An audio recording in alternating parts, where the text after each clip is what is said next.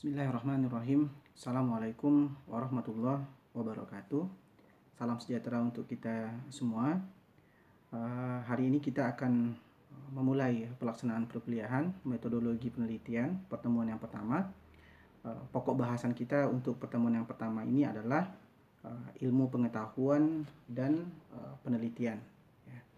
Kemudian ada 4 subpokok bahasan. Subpokok bahasan yang pertama itu adalah hasrat ingin tahu manusia. Kemudian yang kedua itu adalah memperoleh kebenaran. Kemudian yang ketiga itu adalah perkembangan ilmu dan menemukan kebenaran. Kemudian subpokok yang terakhir itu adalah tugas dari ilmu dan penelitian. Pertama, hasrat ingin tahu manusia. Manusia sebagai makhluk animal rasional yang dibekali oleh Yang Maha Kuasa dengan akal pikiran, kemudian akan mendorong terbentuknya rasa ingin tahu ketika manusia itu dia terbentur dengan atau dihadapkan dengan berbagai persoalan dalam aktivitas mereka sehari-hari. Sehingga ketika dihadapkan dengan berbagai persoalan tersebut, tentu di dalam alam pikiran itu akan muncul berbagai pertanyaan gitu. Akan muncul berbagai pertanyaan. Kemudian pertanyaan-pertanyaan tersebut tentu akan berusaha untuk dijawab dicari jawabannya agar nanti didapatkan solusi dari persoalan-persoalan tersebut. Untuk menjawab pertanyaan-pertanyaan dari persoalan yang dihadapi tersebut tentu perlu dilakukan sebuah tindakan ya.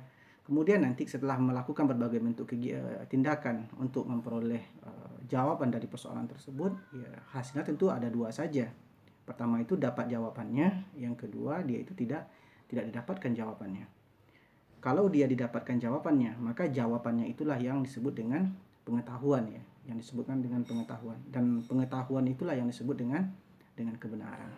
Jadi di sini bisa kita lihat bahwa sebenarnya hasrat ingin tahu manusia itu adalah cikal bakal dari pengetahuan.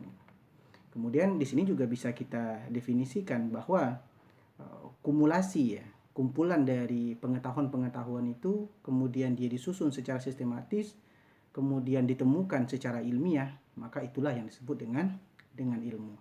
Kemudian bagaimana cara memperoleh pengetahuan atau kebenaran tadi ya. Jadi kita ketahui di sini caranya tentu ada 2. Yang pertama itu adalah pendekatan itu secara ilmiah, kemudian ada pendekatan itu secara non ilmiah. Apa perbedaannya atau apa ciri-ciri dari 2 pendekatan ini? Yang pertama untuk pendekatan ilmiah. Untuk pendekatan ilmiah, ciri yang pertama itu adalah perumusan masalahnya itu jelas, kemudian dia spesifik gitu.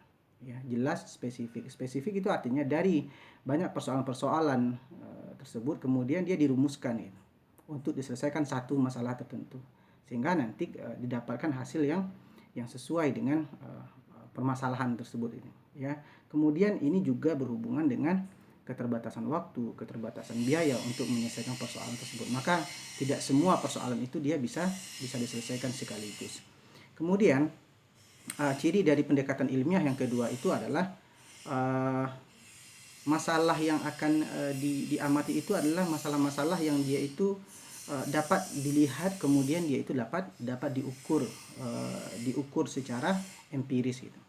Artinya yang pertama itu permasalahan itu dia bisa sebuah objek yang dia itu bisa ditangkap oleh alat indera gitu, sehingga dia itu memungkinkan untuk dilakukan pengamatan, kemudian bisa dilakukan pengukuran, sehingga nanti dari aktivitas pengamatan tersebut kita bisa mendapatkan data-data yang bersifat empiris. Kemudian data-data yang empiris itulah yang akan menjadi dasar nanti untuk menjawab permasalahan tersebut. Sehingga ciri ketiga dari pendekatan ilmiah itu adalah bahwa jawaban dari persoalan itu dia itu didasarkan kepada data-data yang merupakan hasil dari pengamatan. Kemudian ciri yang keempat dari pendekatan ilmiah itu adalah proses pengumpulan data, kemudian analisisnya, kemudian sampai ke pengambilan keputusan itu dia didasarkan pada logika yang benar ya. Artinya ada penalaran di sana dari data-data tadi, dia diinterpretasikan data-data tersebut sehingga dia bisa diambil keputusannya. Kemudian ciri dari pendekatan ilmiah yang terakhir itu adalah uh, kesimpulan yang ditarik itu dia itu bersifat terbuka, sehingga dia itu bisa diuji oleh pihak-pihak lain. Ya, itu ada lebih kurang 5 ciri dari pendekatan ilmiah. Berikut kita coba lihat bagaimana ciri-ciri dari pendekatan yang non ilmiah. Yang pertama itu biasanya pendekatan yang non ilmiah itu cirinya itu permasalahan itu biasanya abstrak atau abstruk, tidak jelas gitu. Apa permasalahan yang akan diselesaikan itu. Oke, itu ciri yang pertama. Ciri yang kedua itu permasalahannya itu dia tidak bisa diukur secara empiris. Tidak bisa diukur secara empiris biasanya karena permasalahan-permasalahan itu dia bersifat tidak bisa tertangkap oleh alat indera gitu. Ya, tidak bisa tangkap oleh alat indera sehingga dia tidak bisa diukur. Biasanya hal-hal seperti ini itu dia bersifat supranatural gitu. Ya, supranatural. Kemudian karena dia tidak bisa diukur, kemudian dia juga tidak bisa teramati secara langsung, akibatnya apa? Akibatnya itu ciri yang ketiga ini, bahwa jawaban dari persoalan yang dipecahkan secara non ilmiah itu dia tidak berdasarkan kepada data-data yang sahih, yang merupakan hasil dari pengamatan.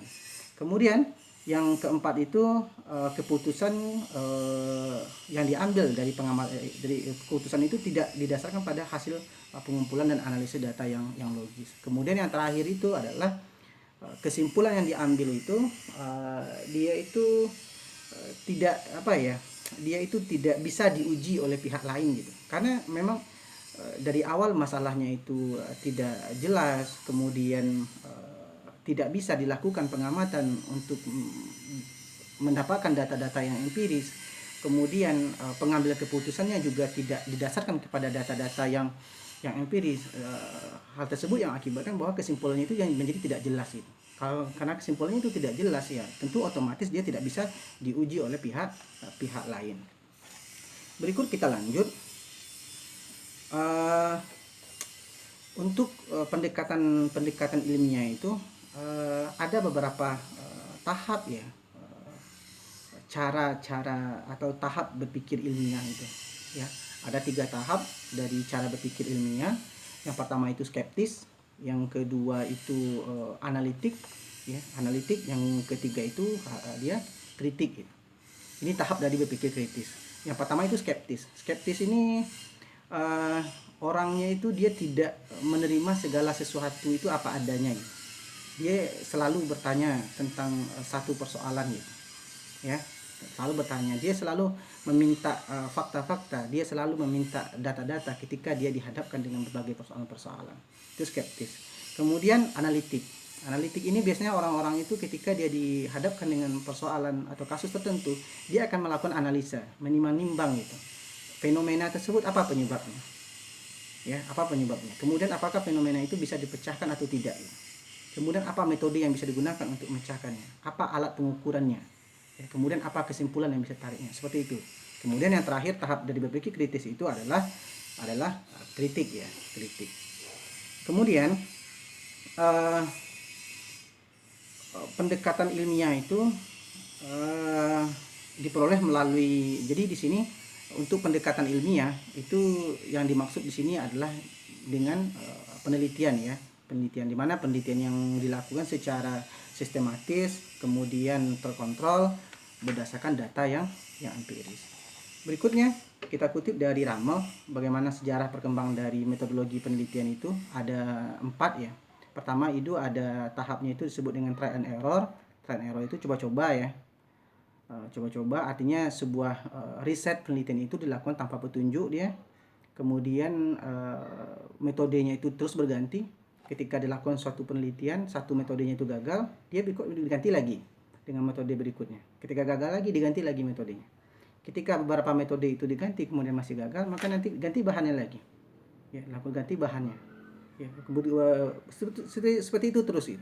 Hal ini pergantian metode, pergantian bahan itu karena memang tidak ada petunjuknya. Ditambah tujuannya itu juga tidak jelas gitu. Hanya pada prinsipnya itu hanya juga coba-coba. Akibatnya biasanya penelitian-penelitian yang dilakukan dengan pada tahap ini ya, pada tahap trial and error itu, dia itu butuh waktu yang sangat lama gitu. Karena pergantian metode, karena pergantian bahan alat tadi, sehingga dia membutuhkan waktu yang sangat lama.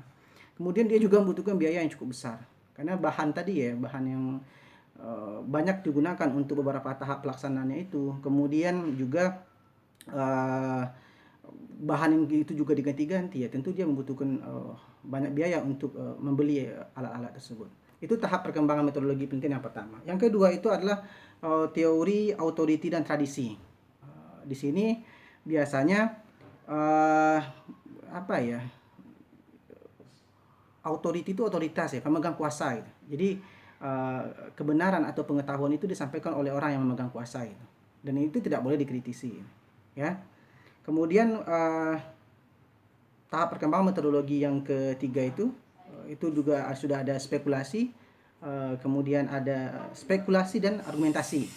Spekulasi, argumentasi. Jadi pada periode ini orang-orang tuh mulai berkelompok dia.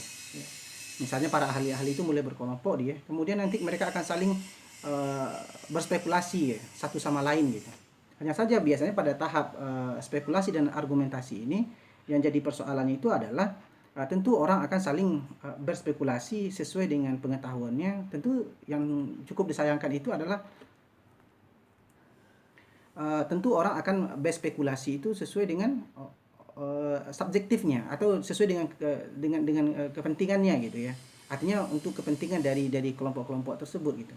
Sehingga biasanya kondisi-kondisi seperti ini akan mengakibatkan lebih banyaknya itu kepada prasangka. Kemudian tahap perkembangan penelitian yang terakhir, metodologi penelitian yang terakhir itu adalah hipotesis ya, hipotesis dan eksperimen. Jadi pada tahap ini itu penelitian itu telah mulai lebih mendetail, mulai dari pendugaan, hipotesis-hipotesis, kemudian dari pendugaan tersebut disusun apa metode yang paling tepat, apa bahan yang akan digunakan, kemudian hasilnya, kemudian nanti bisa pada bagian akhir itu ditarik sebuah kesimpulan. Berikutnya pendekatan non ilmiah. Apa saja pendekatan ilmiah? Pendekatan yang non ilmiah itu yang pertama itu ada dia pendekatan non ilmiah, dia itu dari common sense, akal sehat gitu. Akal sehat dari seseorang, kemudian dia menyampaikan. Cuman kalau akal sehat itu orang akan berpikir sesuai dengan apa yang pengetahuan dan keterampilan dia miliki gitu. Ditambah kadang banyak alasan-alasan subjektif yang akan mempengaruhi dari akal sehat ini. Kemudian tentu orang akan menyampaikan segala sesuatu kalau dengan akal sehat tentu hanya sesuai dengan kebutuhannya saja. Kemudian kebenaran ilmiah yang berikutnya, kebenaran pendekatan non ilmiah yang berikutnya itu adalah wahyu ya. Wahyu itu memang adalah sebuah kebenaran yang hakiki, akan tetapi wahyu itu kan sebenarnya tidak diperoleh melalui sebuah kegiatan atau tidak dilakukan melalui sebuah usaha dari manusia gitu, manusia. Kemudian ada pendekatan non ilmiah itu intuisi bisikan hati. Jadi dia itu terjadi secara cepat gitu, tanpa ada penalaran, tanpa ada pertimbangan gitu, sehingga orang berpendapat sesuai dengan apa bisikan hati mereka tersebut. Kemudian ada pendekatan non ilmiah itu yang dia spekulasi atau pandangan-pandangan dari orang-orang tertentu ya. Itu ada beberapa bentuk dari pendekatan-pendekatan yang non ilmiah. Kemudian tidak semua ya apa yang hasil dari pengamatan itu akan diterima, hasil pengamatan dalam bentuk pengetahuan atau yang tadi kita sebut dengan kebenaran itu akan langsung diterima oleh semua pihak gitu. Akan tapi ada beberapa kriteria kebenaran sehingga dia itu bisa diterima oleh orang gitu. Kriteria yang pertama itu dia itu harus koherensi ya. Koherensi itu atau dia konsisten gitu. Antara apa yang dia teliti itu konsisten dia dengan pernyataan-pernyataan orang yang lain gitu, atau pernyataan-pernyataan dari peneliti-peneliti yang lain. Itu yang pertama. Yang kedua, syaratnya agar kebenaran itu diterima oleh orang itu adalah yang kedua itu korespondensi. Korespondensi itu adalah pernyataan itu diikuti dengan bukti kebenaran dari objeknya. Kemudian yang terakhir untuk agar kebenaran itu diterima itu adalah harus ada pragmatis. Kemudian tadi ini kita masuk ke bagian akhir. Tadi juga kita sudah sampaikan hubungan antara ilmu itu dengan penelitian. Jadi Bapak kutip dari pernyataan Summer 1990, dia mengatakan bahwa ilmu dan penelitian dan ilmu itu dia memiliki hubungan yang sangat erat sekali. Dia digambarkan dua saja. Pertama, penelitian itu merupakan proses, kemudian ilmu itu adalah hasil. Ya, ilmu itu adalah hasil. Berikutnya, kita masuk ke tugas-tugas dari penelitian. Apa-apa saja tugas-tugas dari penelitian? Yang pertama, penelitian itu bertugas untuk mendeskripsikan, atau memberikan gambaran tentang suatu objek. Ya. Kemudian yang kedua, tugas dari penelitian itu adalah eksplanasi, memberikan penjelasan dari objek tersebut, gitu, secara detail dijelaskan. Kemudian yang ketiga, dari hasil penelitian itu maka akan terbentuk berbagai teori-teori. Kemudian yang keempat, tugas dari penelitian itu adalah untuk melakukan prediksi. Artinya dengan adanya ilmu pengetahuan, maka orang bisa memprediksi bagaimana keadaan ke depannya. Ya, bagaimana keadaan ke depannya. Kemudian yang terakhir itu, fungsi dari penelitian itu adalah sebagai pengendalian. Oke, itu untuk bahasan kita pertemuan yang pertama. Terima kasih atas perhatiannya. Sampai jumpa pada materi kami berikutnya. Assalamualaikum warahmatullahi wabarakatuh.